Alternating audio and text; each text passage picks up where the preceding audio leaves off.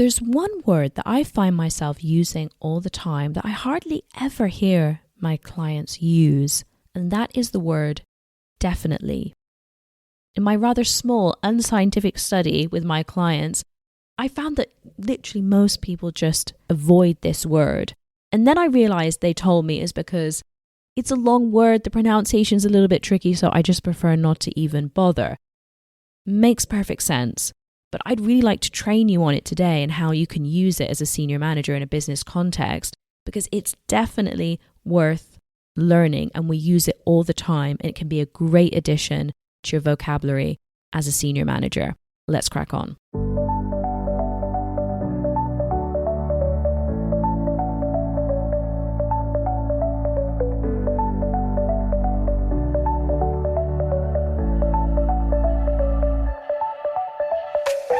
Welcome to the Confident Business English podcast. You're here with me, Anna, your host and neuro-language coach. This is a practical and to-the-point podcast for senior managers who really want to build their confidence communicating in English but don't have a lot of free time. If you love the podcast, I really recommend that you join the Confident Business English Club as a free member. What you're going to get is the free newsletter every week with even more tips and examples of the stuff that you hear on the podcast. You'll also get the transcripts for each episode, as well as access to bonus clips, worksheets, materials, the lot, and all of it's for free. So absolutely worth it if you love the podcast episodes. Right then.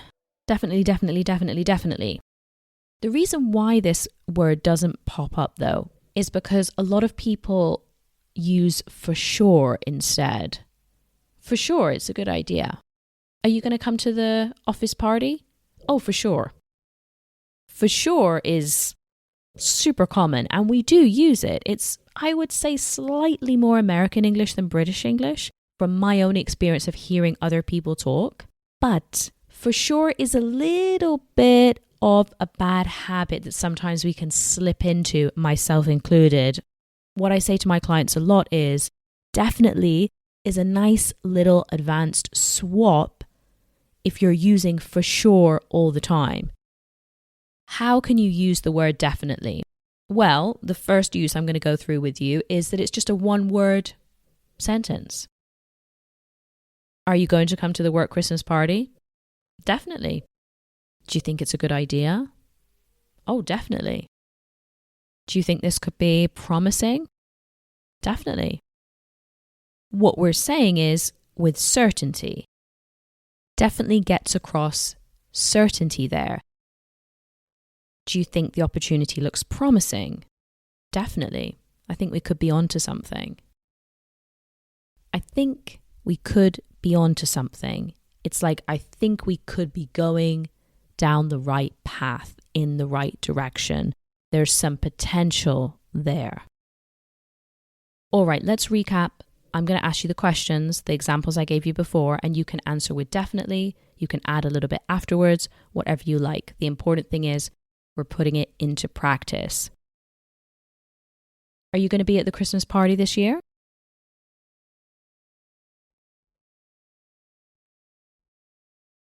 Do you reckon it's a good idea?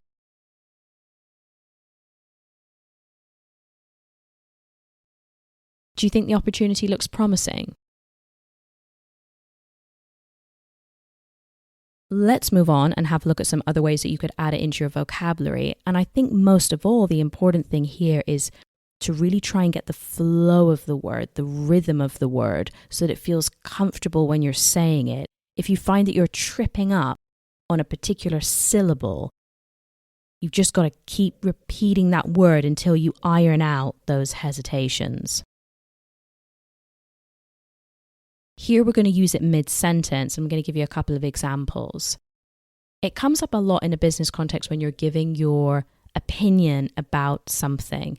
Imagine you want to get across to your executive board that you think something is really worthwhile. They might ask you for your opinion. What do you think about this project?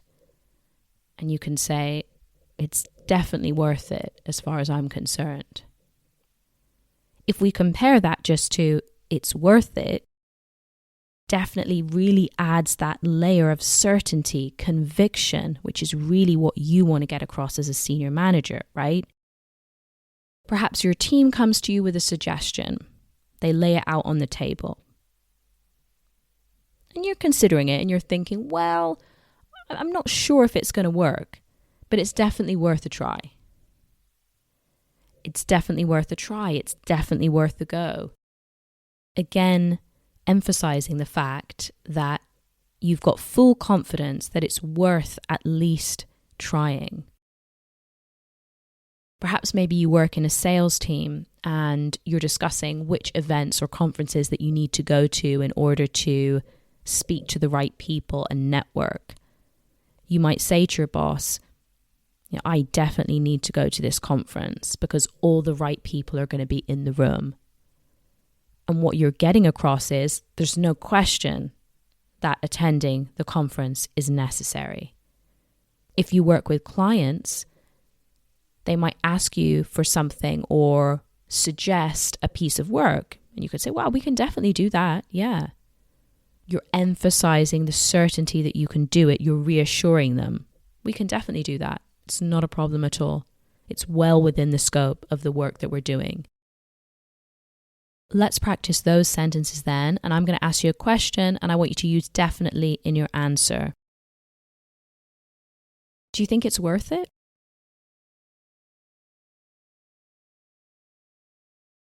Do you think we should try it?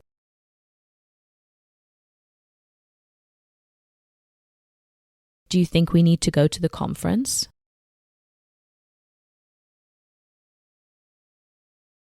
Can you provide this part of the service?